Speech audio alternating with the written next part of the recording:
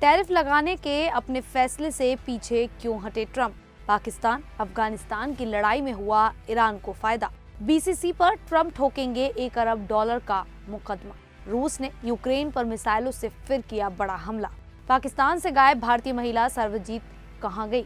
नमस्कार, मेरा नाम है शालिनी और आप देख रहे हैं द न्यूज़ 15। स्वागत है आपका हमारे खास प्रोग्राम दुनिया के हालचाल में। चलिए नजर डालते हैं इन बड़ी खबरों पर विस्तार से। अमेरिकी राष्ट्रपति डोनाल्ड ट्रंप ने अचानक बीफ, कॉफी, केले, संतरे और कई ट्रॉपिकल फलों पर लगाए गए भारी टैरिफ हटाने का फैसला किया है। ये फैसला ऐसे समय पर आया है जब अमेरिका में बढ़ती महंगाई को लेकर उनकी सरकार पर काफी दबाव है। डेमोक्रेट्स का कहना है कि ट्रंप ने आखिर मान लिया है कि उनके लगाए हुए टैरिफ से ही अमेरिकियों की जेब पर बोझ बढ़ रहा है।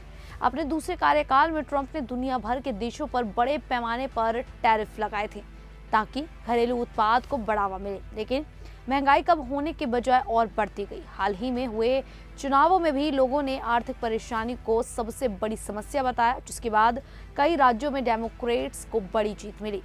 ट्रंप ने स्वीकार किया कि कॉफी जैसे कुछ उत्पादों पर शुल्कों का असर कीमतों पर पड़ सकता है। बीफ की बढ़ी हुई कीमतों को लेकर भी दबाव था, खासकर ब्राजील पर लगाए गए टैरिफ के कारण। अब उन्होंने कई खाद्य उत्पादों पर टैरिफ हटाने का आदेश जारी कर दिया है, जिसमें गाय, कोको, मसाले और फल शामिल हैं। फूड इंडस्ट्री एसोसिएशन ने इस फैसले की सराहना की है, क्योंकि इससे अमेरिकी बाजार में सस्ती कीमतों पर पर्याप्त सामान उपलब्ध हो सकेगा।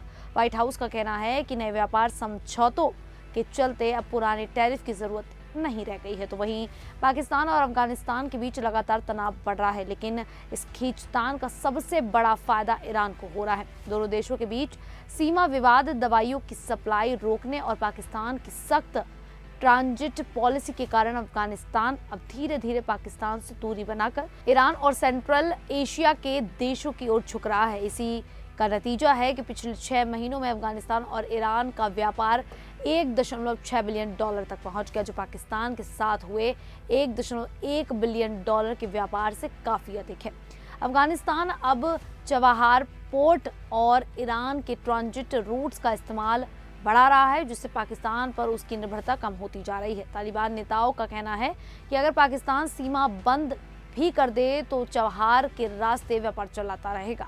तालिबान ने पाकिस्तान पर आरोप लगाया है कि वह आर्थिक और मानवीय सहायता को राजनीतिक हथियार की तरह इस्तेमाल करता है। पाकिस्तान से आने वाली सस्ती दवाइयों के कारण अफगान फार्मा बाजार सबसे ज्यादा प्रभावित हो रहा है। अब तालिबान भारत, ईरान, तुर्की और मध्य एशिया से दवाइयां मांगने की योजना बना रहा है, लेकिन विदेशी कंपनियों की रजिस्ट्रेशन प्रक्रिया धीमी है और कई दवाइयों के कंटेनर खंडार में अटके हैं। इस बीच ईरान के मेल्क और जाहिदान बॉर्डर पॉइंट अफगान व्यापार के नए मजबूत केंद्र बन गए हैं। साफ दिख रहा है कि अफगानिस्तान अब पाकिस्तान की जगह नए और स्थायी विकल्प तलाश रहा है। तो वहीं अमेरिका के राष्ट्रपति डोनाल्ड ट्रंप ने कहा है कि वह ब्रिटिश न्यूज चैनल बीबीसी पर $5 अरब तक का मुकदमा करने जा रहे हैं। ये मामला एक एडिटेड वीडियो से जुड़ा है, जिसे बीबीसी ने ट्रंप के भाषण के दौरान गलत तरीके से दिखाया था।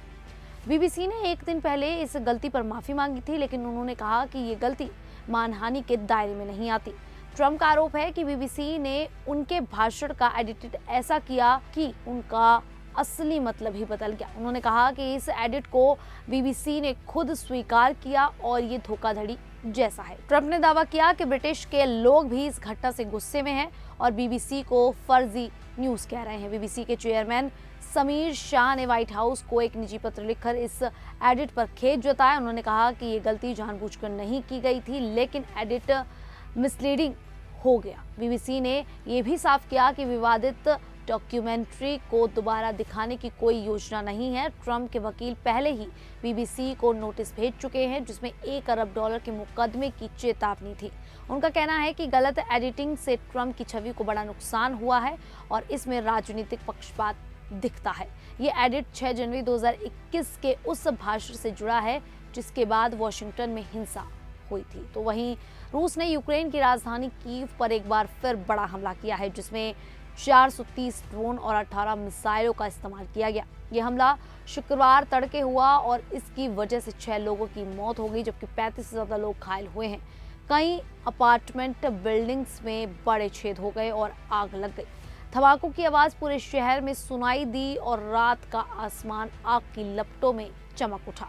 घायलों में एक गर्भवती महिला भी शामिल है। यूक्रेन के राष्ट्रपति जेलेंस्की ने बताया कि यह हमला आम लोगों को अधिक से अधिक नुकसान पहुंचाने के इरादे से किया गया था।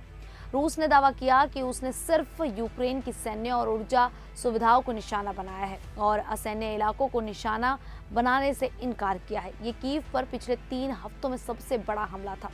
रूस हाल के महीनों में यूक्रेन के बिजली ढांचे पर भी लगातार हमले कर रहा है।